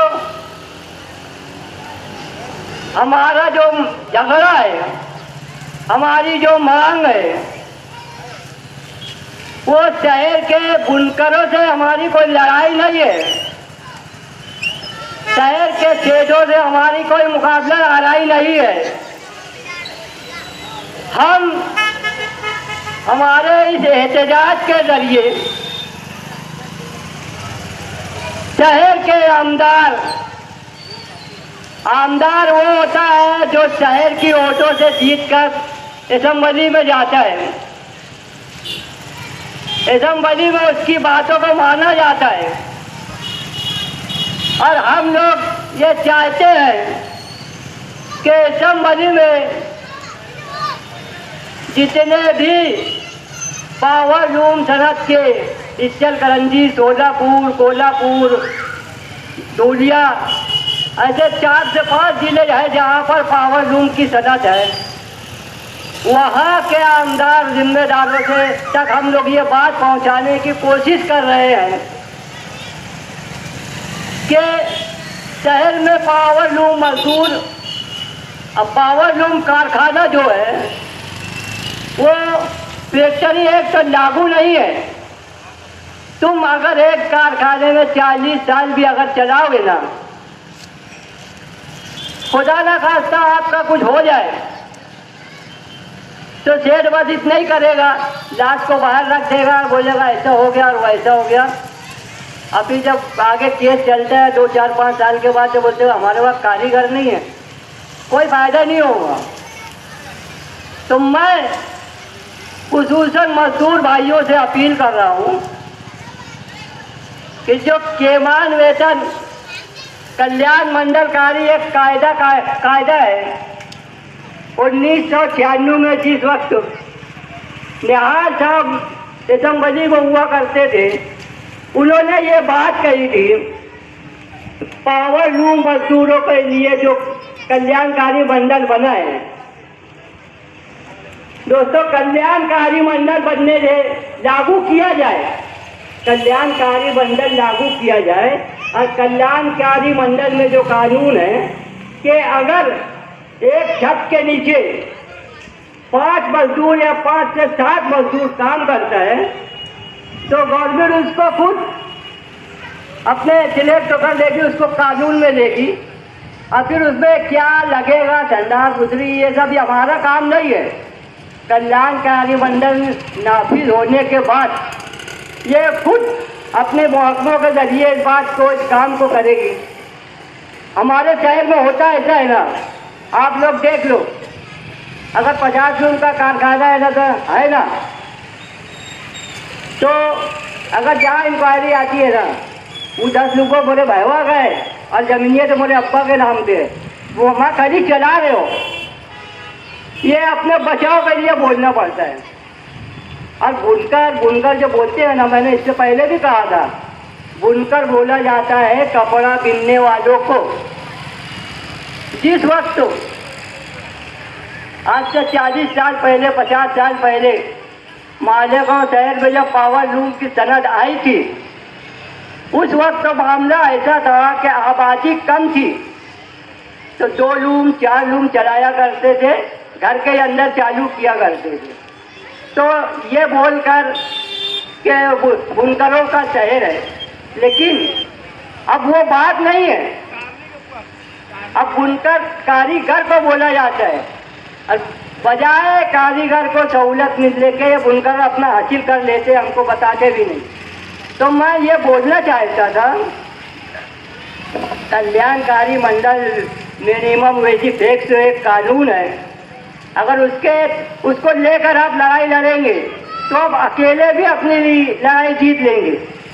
बाकी मजदूर आदमी क्या बोलता है, अबे कहाँ कोर्ट में पैसा लगिए, वकील के पैसा लगिए, आदमी इस पर हिम्मत हार जाता है। तो दोस्तों, ये सब करने की ज़रूरत नहीं। अपना लूम चलाते हुए, कारोबार करते हुए देश से कोई नाराजगी नहीं, दुश्मनी नहीं, उसको ना कुछ आड़ा बोलने का, ना टेढ़ा बोलने का। बस कल्याणकारी मंडल कैसे नाफिज हो, उसके ताल्लुक से एक मुहिम चलाई जाए। और रहा सवाल ये कल्याणकारी मंडल नाफिज के लिए, कभी भी 2-4 महीने के अंदर महाराष्ट्र के तमाम पावर लूम मजदूरों की तरफ से भिवंडी से एक पैदल मार्च लेकर जाया जा रहा है बॉम्बे मंत्रालय के लिए, और उसका सिर्फ एक ही मकसद है, कल्याणकारी मंडल नाफिज किया जाए। तो दोस्तों, किसी भी तहरीक को चलाने के लिए सरों की ज़रूरत पड़ती है। जिस तहरीक में ज़्यादा से ज़्यादा उमड़ते हुए सैलाब की तरफ लोग रहते हैं ना, तो उसका असर पड़ता है हुकूमत के ऊपर, वरना अकेला आदमी कुछ नहीं कर पाएगा। तो मैं मजदूर भाइयों से अपील करूँगा कि आप लोग भी ज़्यादा से ज़्यादा पावर लूम मजदूर के ताल्लुक से जो तहरीकें जो चल रही है, अल्ताफ भाई, असलम भाई, हमारे दोस्त लोग जो लेकर चल रहे हैं, इसमें आपसे कुछ मांगा नहीं जा रहे हैं। आपकी रहनुमाई के लिए, आपके मुस्तकबिल के लिए, आपके बच्चों की फलाह बहबूद के लिए हम लोग ये कर रहे हैं। मैं भी कोई बहुत बड़ा घर का नहीं हूँ, मैं भी आप ही लोगों की तरह हूँ। मैं भी चाहता हूँ कि मेरे बच्चे कोई अच्छी स्कूल पढ़े, साफ सुथरा माहौल हो, लेकिन ऐसा नहीं होता है। आप देख लो, अभी कुछ दिन पहले हमारे शहर की बात है, मालेगांव हाई स्कूल में क्या हुआ था। जितने लोगों ने भीड़ में मजमे में आवाज़ उठाई थी, वो सब पावर लूम मजदूर गरीब, कहीं ना कहीं गरीब तबके के लोग थे। मालूम ये हुआ कि एडमिशन हो चुका है, जिनके पास ज़्यादा था उनका हो चुका है। तो ऐसा हमारे साथ ना हो। हमारे बच्चों के लिए भी कोई एजुकेशन होना चाहिए, हमारे शहर में साफ़ सुथरा माहौल रहना चाहिए। इसी ताल्लुक से हम लोगों ने आवाज़ उठाई है। अब मैं ये चाहता हूँ कि ज़्यादा से ज़्यादा आप लोग मेंबर बने। और कल्याणकारी मंडल का मैं बताते बताते रह गया था कि कल्याणकारी मंडल जब बनता है ना, तो उस पर किसी सियासी पार्टी का अपने को उसको ID कार्ड नहीं मिलता है। वो आज कल्याणकारी मंडल मिस्त्री के काम करने वाले लोगों के पास है, आप उनसे पूछ लीजिए उनको इसके ऊपर कितनी सहूलत मिलती है। अगर उनका कोई एक्सीडेंट हो जाता है ना, खुदा ना खास्ता, तो उनको 75,000 रुपये उपकरण में मिलता है। उनकी बच्ची के लिए, तालीम के लिए, शादी के लिए ये कल्याणकारी मंडल कार्ड की मेहरबानी है। जो होता है, जो सरकार से होता है, कोई लीडर अपने पास से नहीं देता। तो ये जो कल्याणकारी मंडल है ना, यह हुकूमत देती है। तुमको इसमें ये बताने की ज़रूरत नहीं कि मैं कहाँ चला रहा हूँ या कौन शेड है, वहाँ ये सब नहीं लिखा रहेगा। आप पावर लूम मजदूर हो, सरकार को अब जो भी उसकी फीस होती है सालाना 100-200 जो भी, उसको भरना पड़ता है। तो उस कार्ड के ज़रिए अगर वो नाफिज हो गया, तो उस कार्ड के ज़रिए आप किसी भी अदारे से, सरकारी अदारों से आप लोन ले सकते हो। वरना तुम्हारी तनख्वाह अगर 30-40 हज़ार भी है ना, और तुम परेशानी में आए, चाहे कि यार किसी से कर्ज लिया जाए, तो आपके पास रहने को मकान भी तो नहीं है ना कि आप कहीं से भाड़े से कर्ज ले लोगे। लेकिन कल्याणकारी मंडल का ये जो फायदा है, वो फायदा से ये है कि आप उसका अगर किराए का भी मकान है ना, अपने पास कल्याणकारी मंडल कार्ड है जो गवर्नमेंट बना कर देती है, तो उससे वो भी सहूलत मिल जाती है। मैं यही चाहूँगा कि आप लोग भी हमारे साथ जुड़े, हमारे साथ अल्ताफ भाई के साथ कांधे से कांधा मिलाकर पावर लूम मजदूरों को हमारी हिम्मत बनाए, या पावर लूम मजदूर ज़्यादा से ज़्यादा कोशिश ये करें कल्याणकारी मंडल बनाने के लिए आप हमारा साथ दें।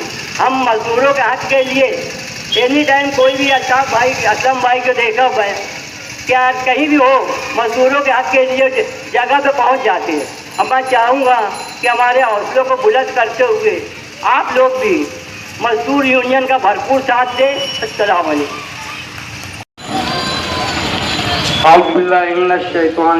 बिस्मिल्लाहिर्रहमानिर्रहीम।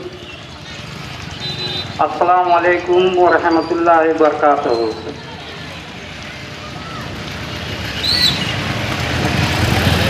स्टेज पर बैठे हुए अल्ताफ भाई, असलम भाई, अबूजर अंसारी साहबान और जलसे में शरीक तमाम ये मेरे दोस्त अजीज, मेरे बुजुर्ग भाइयों का मैं बहुत बहुत शुक्र अदा करता हूँ कि वो लोग हमारे आवाज़ पर लब्बैक कहते हुए जलसे में तशरीफ़ लाए और हमें सुना और सुनकर उसके ऊपर क्या करना है आगे के लिए लाए अमल तक पहुंचाने के लिए मैं अपनी बात रखना चाहता हूं कि ये जो पावर लूम में मजदूर जो होता है उसके क्या हुकूक होते हैं, मतलब उसको क्या क्या काम करना होता है, क्या नहीं करना होता है, और उसको कितनी मजदूरी, कम से कम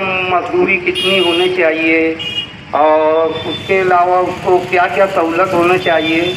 मैं इस पर थोड़ी सी बात करना चाहता हूँ कि हम लोगों के यहाँ पर 12 घंटे की ड्यूटी का चलन है कि 12 घंटा एक शिफ्टों में काम होता है, दूसरी शिफ्टों में 12 घंटा काम होता है, जबकि संविधान में ऐसा कोई भी कानून नहीं है कि उसमें आपको 12 घंटा काम किया जाए। ये एक इंसानी जान पर जुल्म है एक तरीके से कि 12 घंटा इंसान से ड्यूटी ली जाए। इसलिए संविधान में डॉक्टर बाबा साहब अम्बेडकर ने इस पर ये कानून बनाया था कि संविधान में कम से कम 8 से 9 घंटा ड्यूटी होना चाहिए किसी भी मजदूर की। मगर यहाँ पर सरकार देखते हुए भी अनदेखा करती है कि यहाँ पर 12 घंटा ड्यूटी हो रही है और मजदूर से ज़्यादा काम लेकर, कम उजरत देकर ज़्यादा काम लिया जाता है और उसकी मजदूरी पूरी नहीं दी जाती और उसका इस्तेसाल किया जाता है, जैसे कि थोड़ा बहुत कर्ज देकर और उसको अपनी मोहब्बत से दो बोल कर और ये झूठी बातें बता करके भाई हमें कुछ बचता नहीं है। ये तो हम लोग, आप मजदूर लोगों का पेट भरने के लिए, आपकी रोजी रोटी चले, इसके लिए कारोबार कर रहे हैं, नहीं तो ऐसा कुछ बचता नहीं है ये कारोबार में। ये कारोबार ऐसा है कि बस ऐसे ही है, कुछ है नहीं, बस एक गरीब का, एक मजदूर का घर चले, मतलब ये अपने आप को बताते हैं कि हम लोग अपना, आप लोगों का ख्याल करके, आप गरीबों का ख्याल करके चला रहे, नहीं तो इसमें कोई इनकम नहीं है। पावर लूम की सनत में कोई फ़ायदा नहीं है, कुछ उसमें बनता नहीं है। इन लोगों का ऐसा कहना है, मालक लोगों का, सेठ लोगों का, कि यार इसमें कुछ बचता बचाता नहीं है, बस गरीब की रोजी रोटी चल रही है, इसके लिए हम लोग चला रहे हैं। जबकि मेरे दोस्तों बताओ ऐसा है क्या, ऐसा होता है क्या? अगर ऐसा नहीं होता है तो कैसे ये लोग ये करोड़पति करोड़ रुपए की ज़मीनें खरीदते हैं, हर साल नया कारखाना बनाते हैं और महंगी गाड़ियों में महंगी शादियां करते हैं अपने बच्चों की, अपने उन लोगों की, मतलब उनके पास फिर कहाँ से पैसा आता है जब उनको इस कारोबार में कुछ बच नहीं रहा है। वो हमारा पेट भर रहे हैं, हमारे लिए वो काम कर रहे हैं, मतलब नुकसान में चला रहे हैं कारोबार, हमें इसका नुकसान रहता है। उनको कभी ऐसा होता ही नहीं कि उनको फ़ायदा हो रहा है। हालांकि चलाओ एक जैसा चलना चाहिए, काम करो, त्यौहार हो, कुछ भी हो, काम होना चाहिए और बचता भी नहीं है।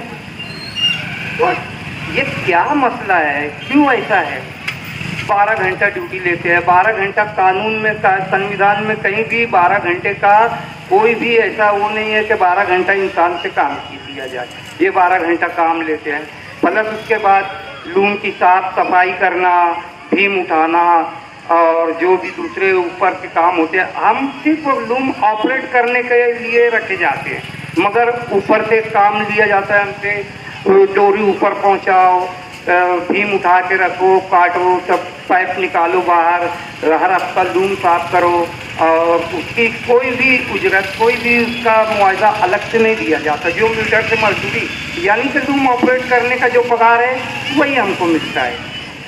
जबकि कायदे से, सरकारी तौर से अगर ये सही कायदे से नाफिज हो जाए तो कम से कम 8 से 9 घंटा ड्यूटी होना चाहिए और उसके बाद कम से कम उजरत यानी वेतन के मान के तहत उसकी पगार तकरीबन 19,000 रुपया महीना होने चाहिए, 8 घंटे की पगार। और भी उसके अंदर है कि कितना लूम चलाना चाहिए, कितनी मशीनें चलाना चाहिए और वो इसी को ऑपरेट करना है। उसके अलावा और कोई दूसरा काम नहीं करना है। 9 घंटे के बाद आपकी ड्यूटी खत्म, चाहे जैसा भी हो उसे छोड़कर हट जाना है।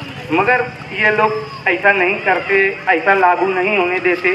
और सरकार भी ये सब समझते हुए, जानते बूझते भी इसको अनदेखा करती है कि कोई आवाज़ ही नहीं उठाता। गरीब मजदूर क्या आवाज़ उठाएगा और क्या बोलेगा। जो लोग इधर उधर खड़े हुए हैं, मेरी उनसे दरख्वास्त है वो यहाँ आकर बैठे। ये कुर्सियाँ और चटाई आप लोगों के लिए, तो आप खड़े मत रहो, यहाँ आकर बैठो, मेहरबानी होगी। असल में दोस्तों इसी सब मजबूरी की वजह से एक मजदूर का बच्चा आगे पढ़ लिख नहीं सकता, उसकी तालीम में हर्ज होता है। और 12 घंटे की ड्यूटी, इतनी लंबी ड्यूटी के बाद आदमी के अंदर इतनी ताकत सिकत नहीं रहती है कि वो अपने बच्चों की तालीम तरबियत पे ज़रा सा ध्यान दे ले और वो कर ले। नहीं तो हमारे बच्चे क्या टैलेंटेड नहीं है, हमारे बच्चों के अंदर कोई खराबी है, दिमागी तौर से कमज़ोर पैदा होते हैं कि हमारे बच्चे, मजदूर के बच्चे खास तौर से, क्या उनके अंदर टैलेंट नहीं होता है या उनकी कोई वो नहीं होती कि कुछ पढ़ के आगे नहीं बढ़ते। हालांकि जब हम बच्चा पैदा होता है, 5 साल का होता है, 4-5 साल का, तभी से हम सबसे पहला काम यही करते हैं तो उसको स्कूल में डालते हैं। उसको स्कूल में डालकर हम लोग सोचते हैं कि वो कुछ बन जाए, ये डॉक्टर, इंजीनियर, कोई ऐसी वो हो जाए जो उसकी ज़िंदगी कुछ अच्छी बन जाए। हर मजदूर अपने बच्चों के लिए ये कोशिश करता है और सबसे पहले वो उसे स्कूल भेजना शुरू करता है, मदरसा भेजना शुरू करता है, ताकि वो एक अच्छा इंसान, एक अच्छा शहरी, एक अच्छा कुछ ऐसा सहारा बन सके कि अपने को आगे किसी की मेहनत मजदूरी ना करना पड़े, खुद की कोई अपना नौकरी हो, सरकारी नौकरी हो, कोई अपना खुद का पेशा हो जिससे वो अपनी रोजी रोटी हासिल कर सके। मगर 10वीं तक पढ़ने तक का, 10वीं तक ज़्यादा से ज़्यादा मजदूर का बच्चा पढ़ पाता है। इसकी वजह यही है कि हम लोग अपने बच्चे की तरबियत पे ध्यान नहीं दे पाते। अब ध्यान देंगे कैसे? हम तो सुबह से जाते हैं, शाम को इतने बेहाल होकर लौटते हैं घर पर के हमारे अंदर इतनी शिकत नहीं रहती कि हम अपने कोई दूसरा बच्चों से कोई सवाल कर सके कि भाई तू स्कूल गया था, क्या पढ़ा है, तेरे क्या चीज़ की कमी है, क्या करना चाहिए तेरे लिए, कोई अब वो ही नहीं होता है हमारा। या स्कूल जाकर अपने उनके स्कूल के बच्चों से कहे कि भाई इनको क्या कमी है मेरे बच्चे में। हमारे मुअज़्ज़िज़ मेहमान मालेगांव राष्ट्रवादी कांग्रेस पार्टी शरद पवार गुट के सलीम रिजवी साहब स्टेज पर तशरीफ ला रहे हैं। मैं हमारे पूरे ग्रुप की तरफ से और मुस्लिम उन्नति सेवा फाउंडेशन की तरफ से सलीम रिजवी साहब का इस्तकबाल करना चाहूँगा और उनको शुक्रिया अदा करना चाहूँगा कि उन्होंने हमारे प्रोग्राम में आकर हमारी हौसला अफजाई की।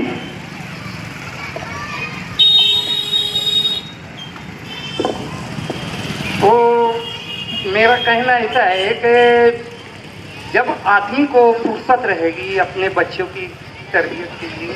और सलीम रिजवी साहब के साथ राष्ट्रवादी कांग्रेस के दिनेश ठाकरे साहब भी हमारे प्रोग्राम में शामिल हुए, हम उनका भी इस्तकबाल करते हैं। तो तब हम अपने बच्चों के ऊपर ध्यान दे सकते हैं जब 8 घंटा ड्यूटी हो, 8 घंटा ड्यूटी करें हम और 8 घंटा अपना आराम करें और 8 घंटे में बाकी के थोड़ा बहुत अपना बच्चों पे ध्यान दे सके, पढ़ा लिखा सके।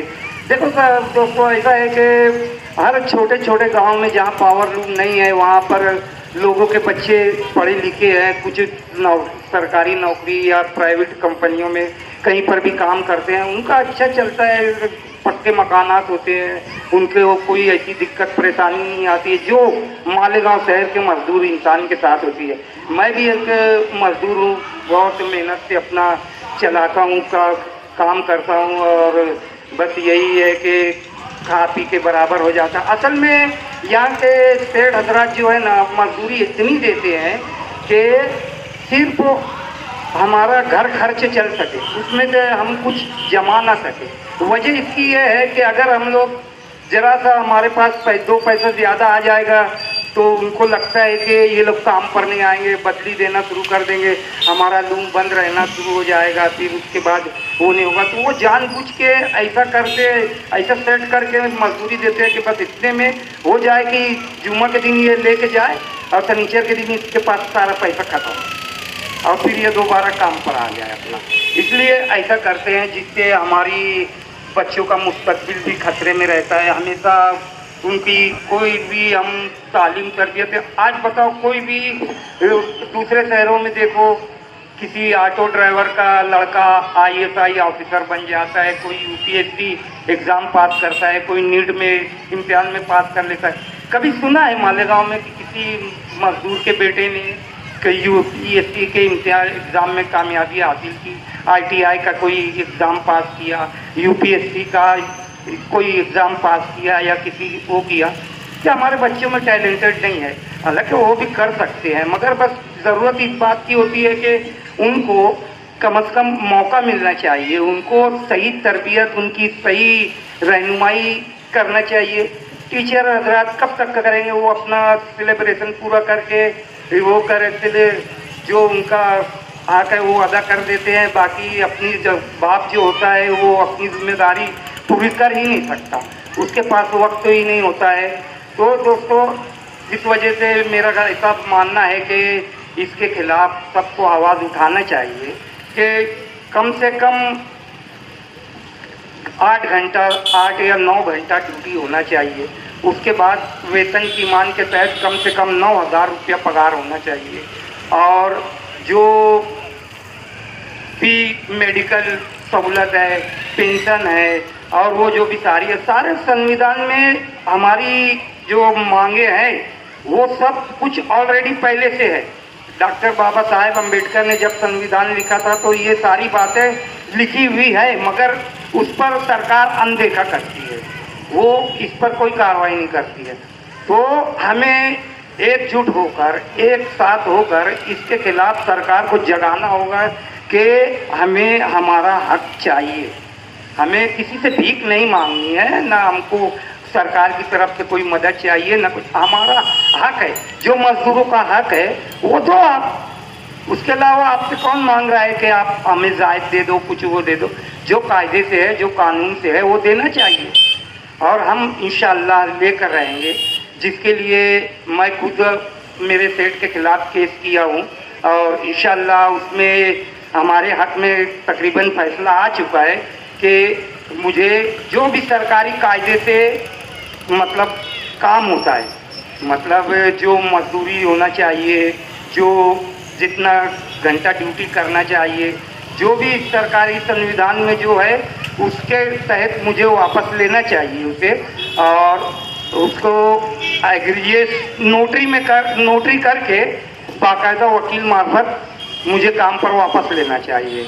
तो इंशाअल्लाह अल्ताफ भाई, असलम भाई और जो साहबान संबोली साहब और राष्ट्रवादी कांग्रेस के जितने भी जो वो हैं, उनकी कोशिशों से हमारी जीत बिल्कुल करीब है कि ये कायदे लागू होना शुरू हो जाएंगे। इंशाअल्लाह 17 जून को ये पहला कायदा यहाँ पे एक कारखानेदार के खिलाफ लागू होगा कि उसे जो भी है वेतन की मान के तहत पगार देनी होगी, बैंक से पेमेंट करना होगा, मंथली पगार देनी होगी और जो भी उसका बोनस होता है, जो भी काम जितना होता है संविधान के तहत, कानून के तहत, वो सब देना पड़ेगा।